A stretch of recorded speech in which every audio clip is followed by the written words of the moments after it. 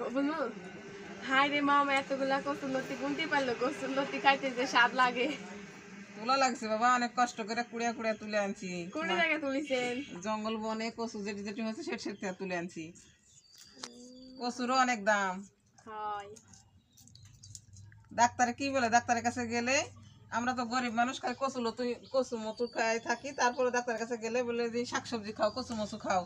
ওমা, ডাক্তারের কাছে গেলে আমরা কচু আর শাকসবজি খাই খাই আমার ভিটামিন তো বেশি হওয়ার কথা না, ভিটামিন না হয় কি হচ্ছে যে হলো শাকসবজি খাও, শাকসবজি খাও। ডাক্তারের কাছে গেলে খালি শাকসবজি শাকসবজি খাই খাই বেরোছে গেল, আর কত খামো। আমার মায়ের একই অবস্থা, শাকসবজি খায় খায় কিছুই হয় না। গ্রামে তো আমরা থাকি, আমরা তো শাকসবজি খাই থাকি, তাও বলে আমার প্রেশার নাই। আর যারা শহরে থাকে তারা তো প্রেশার হাই হয়ে যায়, কারণ ওরা মাছ মাংস এই সেই খায়। আর আমার প্রেশার বাড়ানোর জন্য খালি শাকসবজি খাবার খায়। আমার গ্রামের মানুষ খালি শাকসবজি খায়।